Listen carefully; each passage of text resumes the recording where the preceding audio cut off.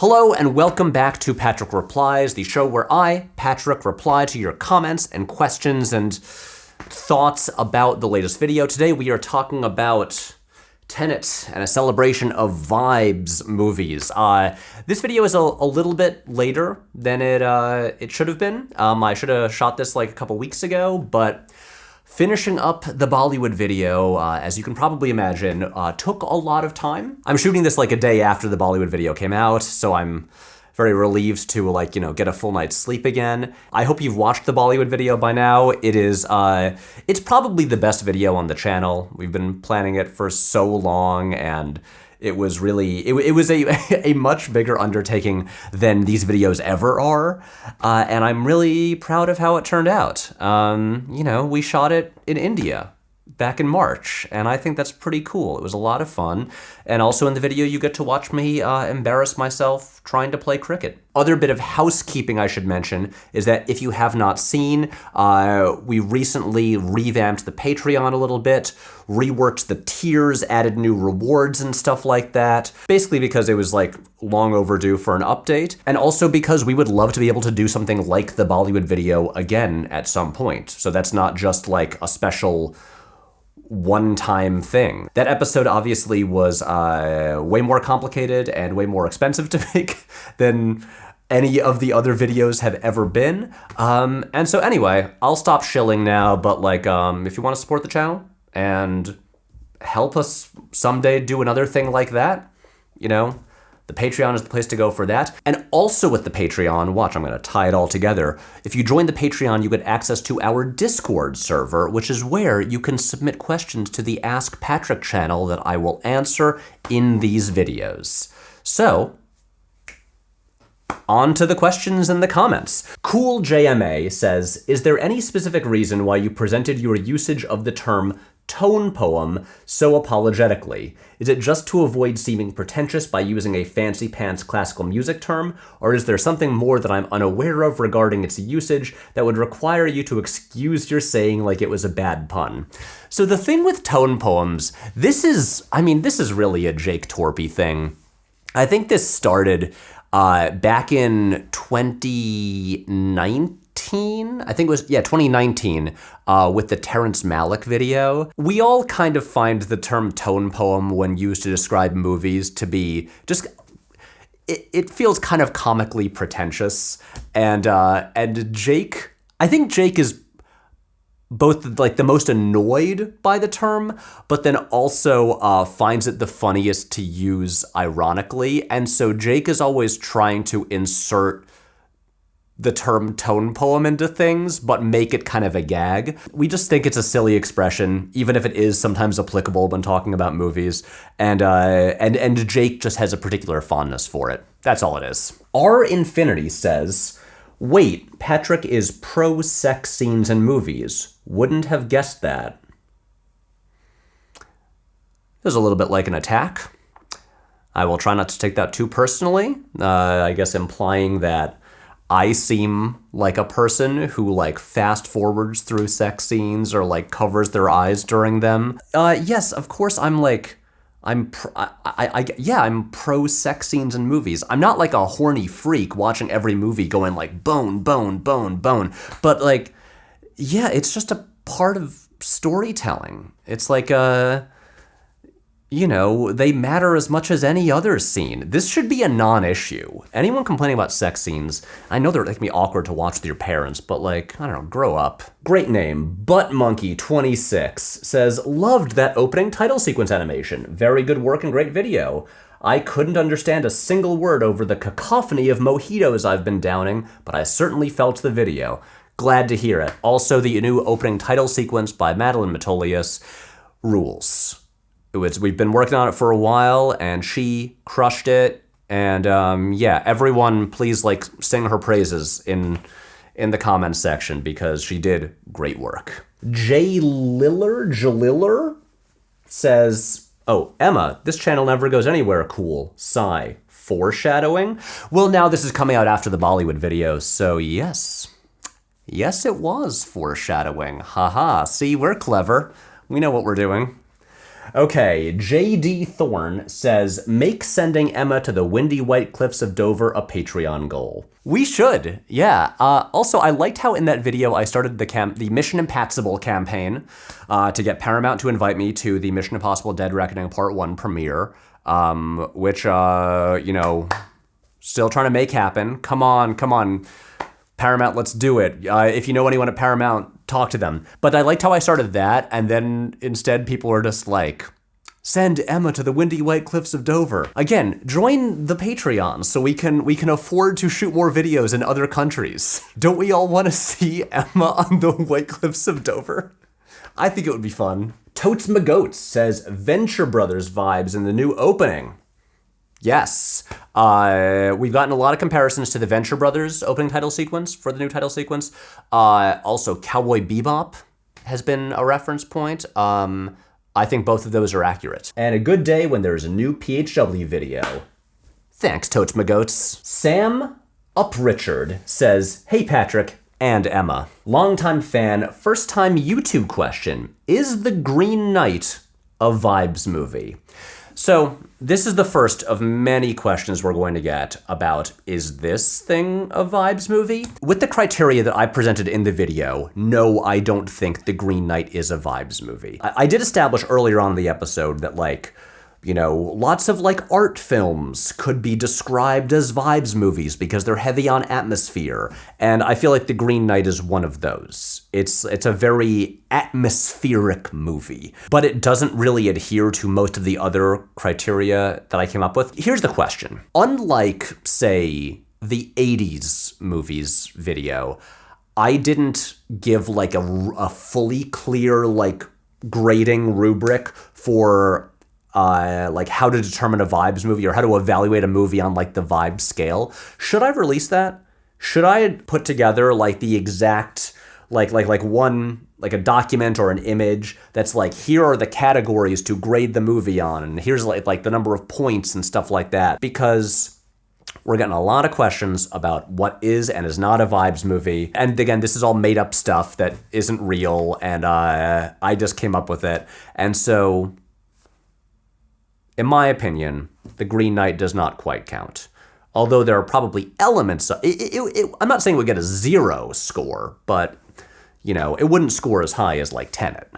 So, Brandon Laricos says, do you feel Westerns could be a vibes subgenre? They don't have the spectacle of these movies or the same kind of constant momentum, but they do tend to have historyless protagonists where the plot doesn't often matter as much and are more about the slow burn vibe.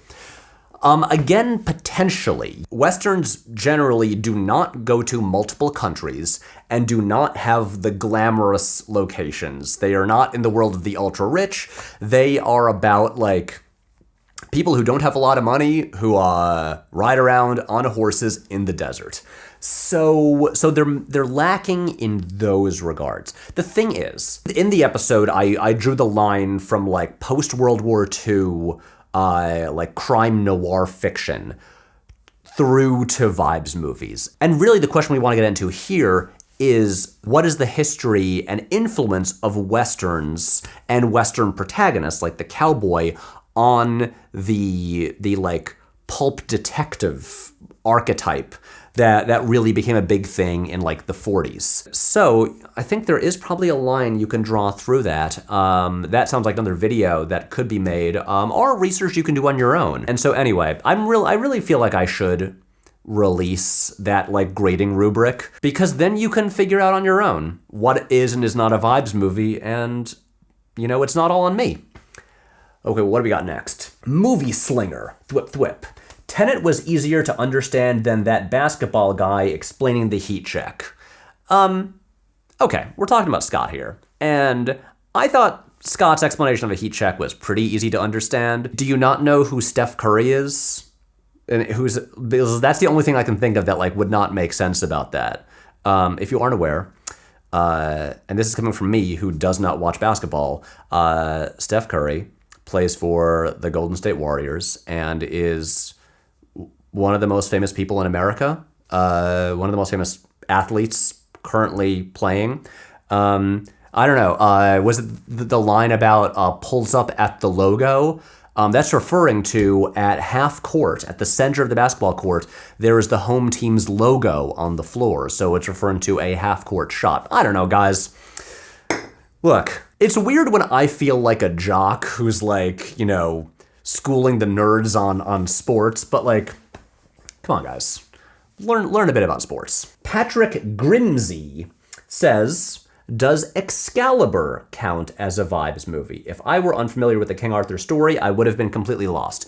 No, I don't think so. Because Excalibur, it's such a myth. And also there's too much mud. Everyone is covered in blood and mud. And it's too like mythic and fantastical. So no, I don't think it counts. Just because a movie is like densely plotted or confusing doesn't make it a vibes movie. Ryan Barachowitz, please tell me how to pronounce your name. Hey Patrick, I'm intrigued by the glib remark that you've now made in a few videos about math being a terrific way to analyze art. You clearly say that with an edge of sarcasm, but the fact that you keep applying mathematical frameworks to your analyses implies that you do, indeed, see some value in it as an approach. Perhaps unscripted Patrick Replies, Patrick, that's me, might like to comment on this dissonance. Hi, Emma. My personal view of it is that numerical criteria of this kind can be helpful for establishing the parameters of genre categories and identifying a certain piece's validity for inclusion therein, but that a given piece's association with such a category is not itself an indicator of its artistic merit or quality. The key is to be clear about when one is making an ontological evaluation, i.e. Tenet is a vibes movie, versus a qualitative judgment, i.e. therefore Tenet is a good movie. Thoughts? That is a great question. That is a really good question. And also, I totally agree with basically the answer you give there about how numerical grading can be helpful for determining like genre qualifications are making, as you say, an ontological evaluation. The sarcastic remarks about math and numbers being a great way to evaluate art are kind of me making fun of anyone who thinks that like you can objectively evaluate or criticize or analyze art and that there is an exact answer to these things, especially for like determining quality and stuff like that. Because obviously, like, it's not. Like, adding numbers to it doesn't make anything objective or like more scientific. It's still just your own subjective evaluation of it. Numerical grading is obviously a bad way to, especially to evaluate the quality of art, because the times that I've used numerical evaluations are for things like determining how much a movie fits into a category of films that I myself have made up that is totally meaningless. Or for instance, answering some meaningless made up question like, what is the most 80s? What movie best represents a decade? This is basically just like a silly game that we're playing anyway, and using numbers for it is a way to just kind of like focus the answers and just kind of like break it down in a very clean way. So here's the thing. I think numbers can be a fun way to deal with broad categorizations of movies and like how to divide them up based on different like textual characteristics. But the whole reason for my sarcastic comment is just that like, it's a terrible way to evaluate like quality, especially where it's like if you're gonna grade the cinematography of a movie on a scale of 1 to 10 and put it up against other ones, like that's nonsense. That's really silly and it means nothing. And that's basically what I meant by this. So what I'm saying is, Ryan, you were totally correct. Also, will Chloe's musical be on Nebula like The Prince? That's a great question. I mean, I'll be totally honest with you. We are not like planning to produce a full musical. This is just kind of like a like subplot that we've now introduced. But also we introduced that subplot with the thought that it would be really fun to like write and record songs about like fighting like robots and criminals through like different dimensions and stuff like that. So I don't know, it could turn into anything. Who can say? Cathaxis says, really appreciate your analysis. Tenet is my favorite of Nolan's films, and you drawing connections to similar vibe films is illuminating for me. Thank you. I think the 7 words of Tenet are keys to also enjoying movies like Star Wars, or foundational myths that have details or logistics that don't quite math, but the general story and themes are still come through. I mean, the thing is, don't try to understand it, feel it. You can really use for, like, basically all art, like music as well. It can be a pretty broad thing. It's funny that you mentioned Star Wars because, you know, Star Wars on the one hand, it is such a traditional narrative that is, like, you know, really straightforward, really accessible. But at the same time, this argument, the idea in Tenet that is, you know, when they're talking about, like, just the weird temporal, like, inversion rules, it's like, I mean, it's basically just saying, like, turn yourself over to the film or the art or the story that you're watching, and just kind of surrender to it and let yourself get swept along with it. And I feel like that's good advice for pretty much everything. So yeah, you're right. Henry Bullock says, the way you're describing vibes movies reminds me of how some of my favorite sci-fi novels work, specifically Neuromancer. I admittedly have not read Neuromancer, but I've been meaning to for years. I should get on that. A lot is thrown at you really fast, but the point is never to understand it. The point is to get the vibes. Maybe by the end you understand what is actually happening in the plot, but the real point of the book is to make you feel a certain type of way. Also, you get little to no backstory about the characters, and the plot is very goal-oriented. If these books were ever to get adapted, which I think isn't a thing that needs to happen, I would want it done like Tenet. Also, hi Emma, if you're reading this. I love everyone saying hi to Emma in the comments. Yes, Henry, I think what you're saying is totally right. I think what throws people off about some of these movies like Tenet or like Miami Vice is that they come within genres, especially like, you know, like big, expensive action movies that tend to like really hold the audience's hand and like, you know, really like take the time to make it very clear like what is happening. So like make sure you never get lost. Traditional like character arcs and stuff like that. So people walk into Tenet expecting one kind of movie, and then they kind of get a different kind of movie, and then they're like, what was that? That was a bunch of nonsense. But it's like, no, I mean, again, like the thing with Tenet, it's not an accident that the main character has no name and no backstory and no motivation or anything. These are all deliberate choices, so you have to look at it and go like, okay, why were those choices made? Let's engage with it that way. And so anyway, Henry, we're on the same page. Good comment. Cody McHugh says, Lee H. Katzin, director of 2 Miami Vice episodes, when speaking about the show, nailed the idea of a vibes movie or series for me. The show is written for an MTV audience, which is more interested in images, emotions, and energy than plot and characters and words. I reference this quote often. Yeah, that came up in our research. I mean, I believe the original pitch for Miami Vice was just MTV Cops, because MTV was like brand new and really like making a huge like, it was causing like a big cultural shift, and music videos were this new language, and there were all these new filmmakers coming out of the world of like music videos and commercials where everything was like really, really ultra stylish, and the emphasis was on like slick visuals. And at the time, there was lots of writing about like, oh my God, this emphasis on like style over substance is like ruining cinema and dumbing down movies and all of that. And, you know, as time went on, people got a bit smarter and learned to like, oh, maybe like let's engage with those slick visuals, and maybe the aesthetics mean something and are worth taking seriously and analyzing. And it's funny now that you know, you see that quote, and at the time it was viewed as like, oh, this is just dumbing down television, and now you look at it and it's like, oh no, it's prioritizing things other than plot and realizing the importance of visuals and atmosphere in storytelling. And so it actually seems ahead of its time. Kaladin says, I am not disagreeing to the observations in this video, but for me, the plot of Tenet was kind of the great thing about it.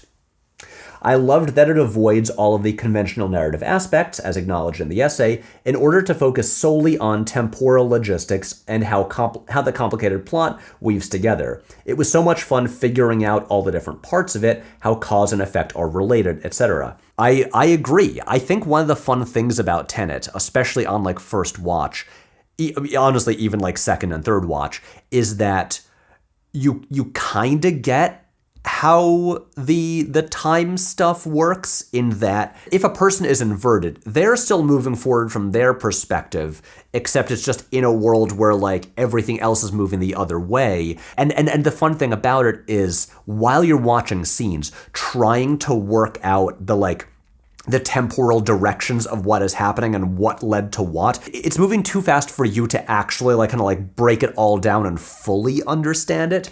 And it's the kind of thing that then you at least for me, after the movie, I was like, okay, I want to go through scenes again and get out my pen and paper and kind of figure out what direction things are traveling where and what affects what at what time. And I think it's fun because the time stuff does generally make sense. And I think but it's also it's coming at you so fast that on first viewing, you just kind of have to eventually surrender to it and be like, I get the concept, but there's so much happening around me that I can't attempt to understand it all in the moment. Junior James.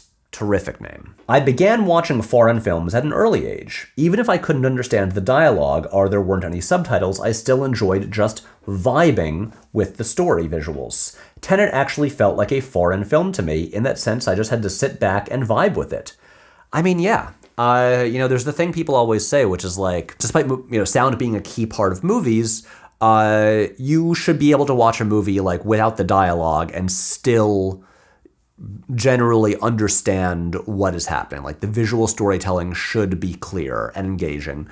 And, these movies are kind of a perfect example. So there you go. Never Fate Gaming says, Emma's Real Genius inspired I Love Toxic Waste shirt has been recognized and appreciated. Also, I think Tron Legacy is a vibes movie. It's well shot with good visuals and a great score. Fun Jeff Bridges performance. Not sure I'm ever going to jive with Tenet's vibes, but glad it found its audience. So, I believe Tron Legacy will come up again in these comments. I do not think Tron Legacy counts as a vibes movie. At least not, with my system. Tron Legacy has really vibey visuals in that it's all set in a totally neon world with music by Daft Punk. So visually, vibes so strong. Narratively, it's, I think, a very traditional, kind of clunky Legacy sequel. Closer to a Star Wars or something like that. And I don't think it really adheres to any of the rest of the the vibes grading rubric categories. I get entirely based on just the visuals and the music why people point to it and go vibes, but I personally do not put it in that category. Mblets says, honestly, I'm surprised that Blade Runner 2049 wasn't mentioned in this. I've only seen it once, but it feels like it nails every requirement. I have heard this brought up, as well as the original Blade Runner. And the thing about the Blade Runner movies is that they are essentially just kind of classic detective stories, but in a futuristic sci-fi world. The first one was kind of the quintessential sci-fi noir movie. They're about detectives solving cases. They're very moody. In some ways, they do count. In some others, they're not, because they're detective movies as opposed to spy movies. They don't quite have the glamour to them, where it's they tend to be in seedier locations, not the world of the ultra rich.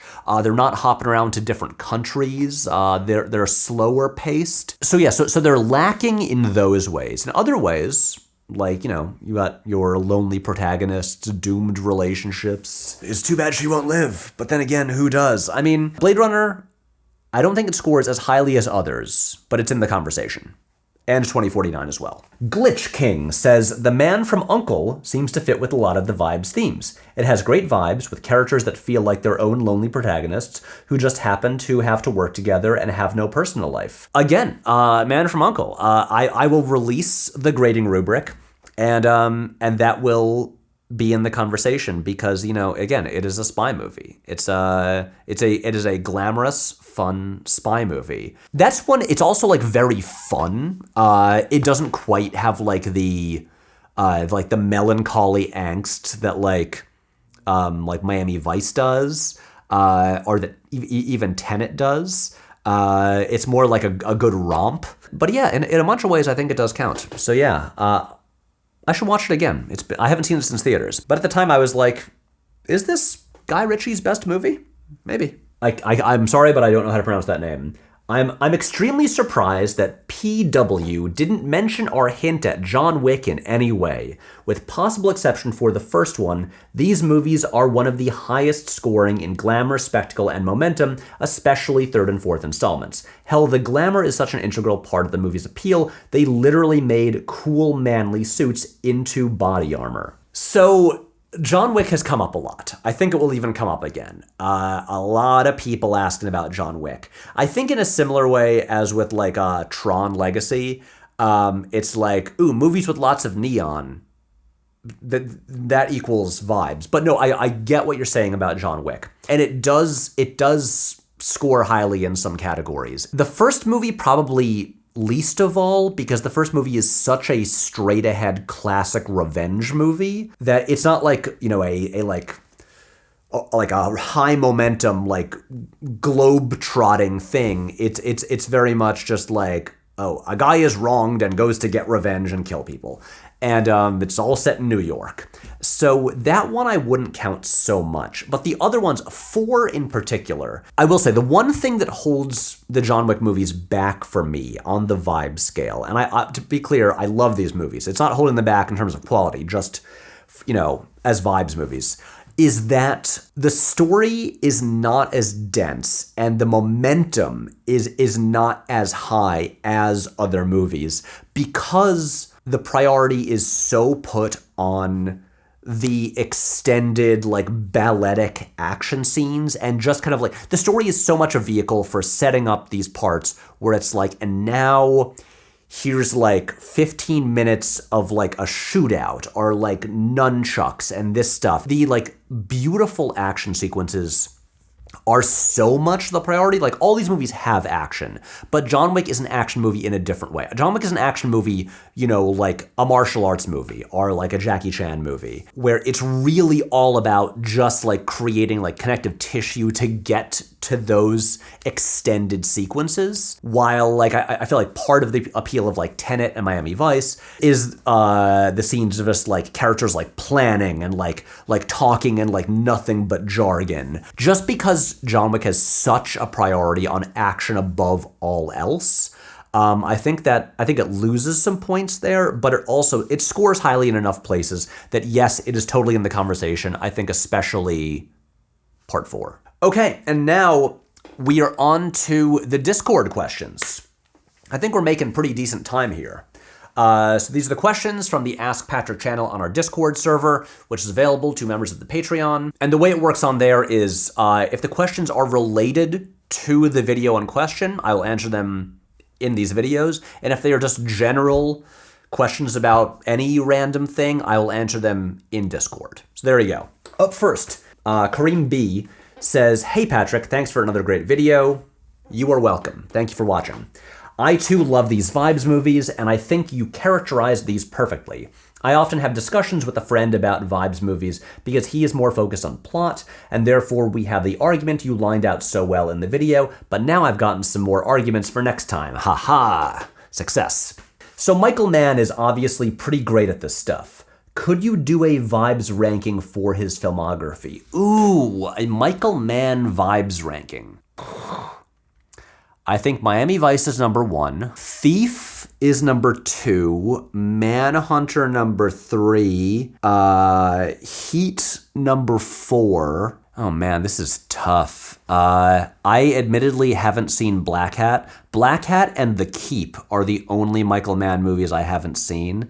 And now I'm kind of waiting on Black Hat because there's that new like Arrow Videos release coming out soon that I think has all the versions of the movie, because it's one of those things where it's like, you know, you hear, oh, secretly the best version is the one that like played on FX one time.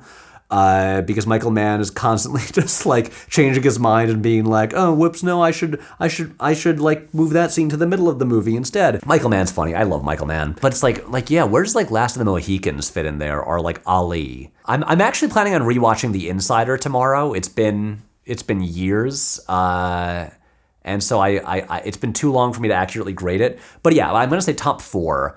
Miami Vice, Thief, Manhunter, Heat. Last Action Harris says, loved the Vibes video. Thank you. I've been very fascinated by the current obsession with lore, facts, plot in movies and TV. One of my theories is that as nerd culture has grown and normal people watch things that they wouldn't necessarily have cared about decades ago, like Game of Thrones or Marvel movies, etc., these normal people are engaging with media in the same way they would engage with sports, focusing on stats, facts, who won, who lost, why is this team fighting this team and not another team, and so on. Not sure if that makes sense, but wondering what you think of it, or if you have any other theories for the recent obsession with plot. No, I think that's a really good thought, where it's like, I mean, for instance, like, I know lots of people who get into these things, whether Marvel movies or Game of Thrones or whatever, who like don't watch sports and don't care about sports. So it's not like just all like sports fanatics then getting into nerd shit as well. Talking to normal people, we're talking people who like did not grow up reading comic books or whatever, but then got into this stuff in like their 20s. Talking to them and then hearing them talk about like the way they'll see it, like a character introduced in the post-credit scene of a Marvel movie, and then they'll go like down this rabbit hole of like reading all the stuff like online about that character and their history, basically to try to predict what will happen in future movies. Like I really don't think it's that dissimilar from like, you know, sports fans looking up like stats for different players to try to predict like what will happen this season and how they will perform and stuff like that. It's all just a lot of information. These things provide so much information for people to study and read up on and learn about, often in order to just predict what's going to happen in like future installments, because these are all like ongoing series. So yeah, I think there's a lot of similarities to sports. And you are right, and it's just one of those things that I think is weird. Creto says, I'm sure that the list of is this a Vibes movie is going to be growing and growing, but how about the John Wick series? Already covered it. Moving on. Shadow Earth Shaker says, hey Patrick, for point system to see what films qualify as Vibes movies, you've likely tested out some other films aside from the 5 discussed in the video. What is a film you thought would qualify for this category but didn't, besides Vibes of course, and which film were you surprised by that it is actually a Vibe film? To be totally honest, I didn't really do that. Like, this was not a case like the 80s movie video where I had a really strict grading system because we needed to like determine a winner. This video is more me finding like a broader way that I could discuss a group of films that I saw had commonalities, but I wasn't going through like trying to determine like what are the top 5 highest scoring Vibes movies. So to answer your question, I don't know. When I was writing this video, I did not have a detailed grading rubric written up. I just figured out like the 4 categories kind of as I was going. So yeah, so I wasn't really applying it to other movies to see how they scored. I think once I've released this thing, that will be for all of you to do. It'll be fun. Philly C says, hey Patrick, would Blade Runner 2049 qualify as a Vibes movie? Already covered it. Man, we're knocking them out this week. Also, how did you end up in a Mr. Beast video, and what did you do with the GameStop? Finally, I would love to see some fun glassware merch. Hashtag Mission Impassable. Okay, so the Mr. Beast story. I will answer some of that right now. The short answer of how we ended up in the video is that we were in North Carolina to shoot Mr. Beast, or Jimmy's cameo for Night of the Coconut. Because if you've seen Night of the Coconut, you know there's a brief scene with Dave the agent talking to Mr. Beast. So we went down to North Carolina to shoot his cameo. We were hanging out on the set of one of his videos that he was shooting while we were in town, and they suddenly needed new contestants for a segment that like wasn't really working, and then they asked us because we were there. And then we did it. That's it. As for the rest of it, I will tell the longer story and talk about what happened with the GameStop stuff in a live stream soon. Oh, and glassware merch. That would be, like, drinking glasses? That would be cool. That would be good. Yeah, everyone, if you're not aware, in the Discord, we have a channel just for, like, merch requests. If there's merch you want based on videos, let me know. We're overdue for putting out new merch. Like, I've been wondering, should we have, like, a Vibes shirt? That could be fun.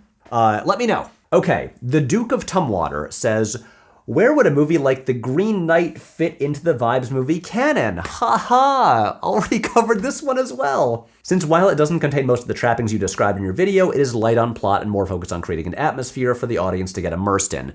Yeah, it's one of those things where I think the like the glamour and momentum are major things that like, and also spectacle, are major things that kind of like steer the Vibes categories away from just atmospheric art films into more like, okay, it's kind of gotta be like mission-based, like action-y movies. So there you go. Not the Who's Tommy says, Patrick, I'm curious what the process is like for co-writing the essay portion of your videos with Siddhant Adlaka. You both have distinctive voices based on your solo efforts, so how do you blend them in the writing process? That is a really good question. So the way it tends to go is usually like way in advance. I'll be talking to Siddhant about like, so here's like upcoming videos that I'm thinking about and planning on making. And then he'll usually tell me like, ooh, I'd love to work on like this one and this one. And then the way it usually goes is I will come up with the outline myself. And so I'll know the general arc of the video, what the various sections are, and then I'll send it over to him and we'll talk about it. And sometimes it'll be something where, like, for instance, like the Zack Snyder video, I was like, I want you to write about the Owl movie. And so he took the Owl movie section. And then other times I might be like, so what's jumping out at you? Like which section do you think you might, like to tackle? And he'll be like, ooh, I have a lot to say about this. And I'll be like, great. You take that part. And then he'll usually just, go through the rest of it, do like some punch up, add like notes and suggestions to the stuff that I've written. And I'll do a bit of rewriting of his part just to like put it in my voice a little bit more because I have to say it out loud. And that's it. It's a pretty smooth process. It goes really well. Sam Aronow says, hey Patrick, have you ever thought about the degree that the normalization of serialized TV drama over the past 25 years has contributed to the growing fixation with plot as the most important part of a movie? With very few exceptions, like a limited miniseries or Wise Guy, it used to be that every episode of a TV drama was a filler episode, and as television grew to become more high-budget and cinematic in the 1990s and 2000s, the way we analyzed television began carrying over into our analysis of film. I also think the decline in popularity of comedies over the same period and in both media has also contributed to this mindset, since comedy is almost always driven by vibes in a way drama isn't. I mean, yes. I love that multiple people here are, these are like framed as questions, but they're actually just like really good little mini essays that you guys have done on your own. About like different aspects of like what changed our like culture around like watching, fiction that has led to this obsession with plot. I think the sports connection is a really smart one.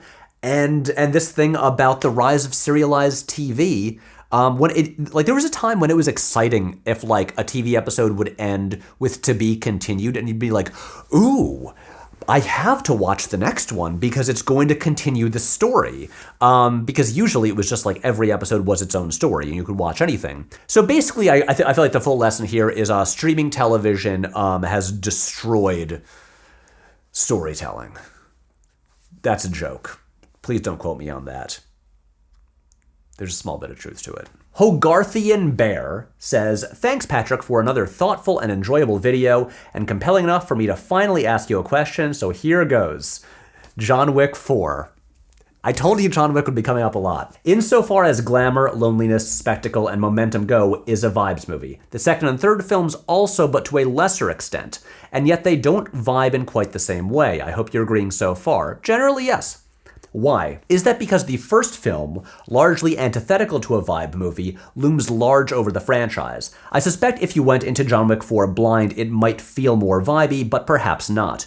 Could it be that the story is less convoluted, or that it's good guy against bad guy, but not in a cop, spy, agent way? Or the creators aren't in the same echelon as Nolan Cruz, no shade intended, and probably have different motivations and reference points going in. Or something else, and it doesn't really matter if it doesn't fit neatly in the same box, but more alongside, vibe adjacent. I think you've really kind of nailed it here, or at least nailed my perspective on it. I was talking earlier about the way that John Wick prioritizes action is part of why it doesn't feel as much like a vibes movie to me. And I think, what you said about the story being less convoluted, I think that's part of it. Like, you're never going to get lost in the John Wick movie. It's usually like, oh, he's going to a place to kill this guy. Or, oh, he's here and guys are coming to kill him. That's basically the story of John Wick. No one's chasing MacGuffins in John Wick. Look, I feel like I'd have to watch all the John Wick movies again, but with the grading rubric to really figure it out. I mean, John Wick 4 also does go to several different countries, so there's a lot of points there. But yeah, it's the amount of action and the way that is the priority above all else. Like, I think John Wick is rooted a bit less in like crime noir, and it's rooted more in martial arts movies and like Buster Keaton movies. But still, vibes elements, at the very least, vibe adjacent. Maltobini says, I think Tron Legacy is a contender for the vibiest of all vibe movies. Already covered that. Haha. We're almost done. Brock Your Socks Off says, enjoyed the vid. I'm curious how you would assess David Lynch within the vibes movie approach, especially the original run of Twin Peaks. So, like I said before, the reason that most atmospheric art films, despite being heavy on vibes, don't count in my opinion, is the lack of spectacle and glamour and momentum. They're usually slower paced. Twin Peaks is obviously rooted in noir. It's a detective story. It's a murder mystery. A bunch of David Lynch stuff is actually rooted in noir. It's missing spectacle and glamour and momentum. Again, there's vibe elements. You can totally evaluate it with the scale. Once I release it, I'll release it soon, I promise. Maybe by the time I edit this video, I'll have it out. We'll see. There are definitely elements because of Twin Peaks' roots in noir fiction, but I don't think it scores that highly. Ramble Raptor. Are the Michael Bay Transformers movies vibes movies? Is every Michael Bay movie a vibe movie? No. No. I mean, they have spectacle, but where's the loneliness in the Transformers movies? These are supposed to be guys who have no personal lives and have no real relationships, or their romances are doomed. And Transformers movies are about this dumb little teenager who ends up marrying supermodels in every movie. It's these aren't vibes movies. No. And Michael Bay movies in general, they're not vibes movies. And finally, our last comment, Sebas Castell says, loved your video, Patrick. A point you brought up is that vibes movies often take place in exotic, real places that are common in spy movies, and that has me wondering if there's any example, or if you think it's possible for there to be an animated vibes movie, one that operates in a similar mood to Tenet and Miami Vice.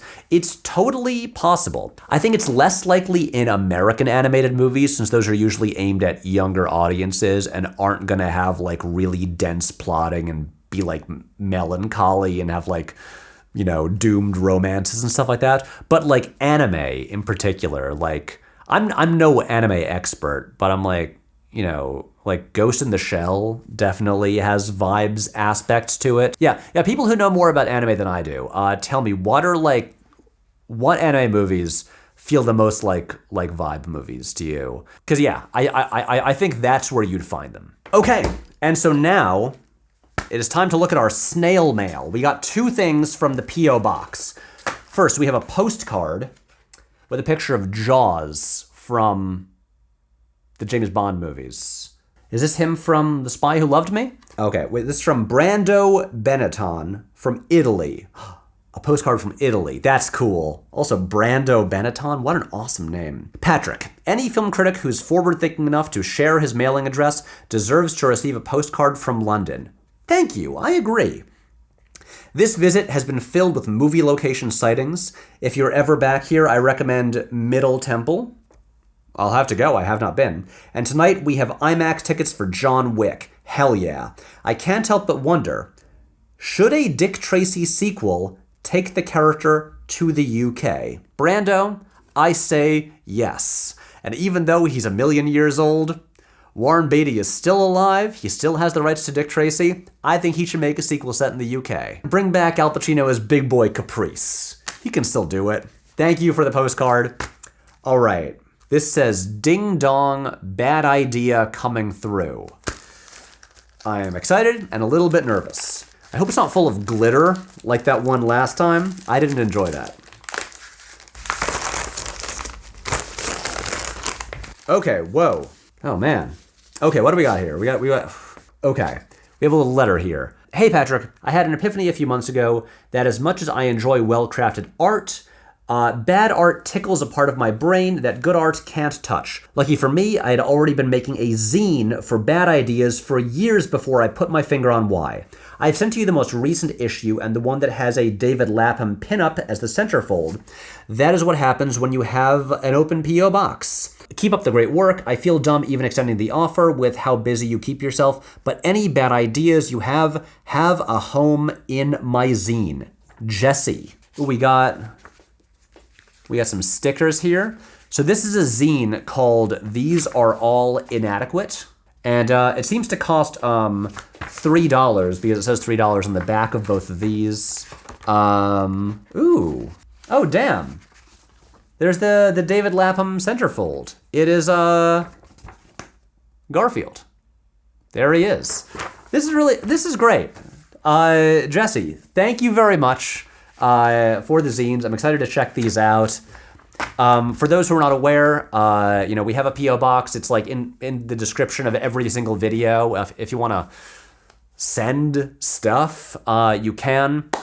Anyway, that is it for now. Thank you everyone who sent in comments and questions and stuff. This was a blast. And I'll be back with another one of these soon for the Bollywood video, which will probably be a lot of people being like, why didn't you talk about these other Bollywood movies? And I'll be like, I don't know. Sorry. Anyway, there's a preview of what that will be. That is all for now. Hashtag Mission Impassable. Good night.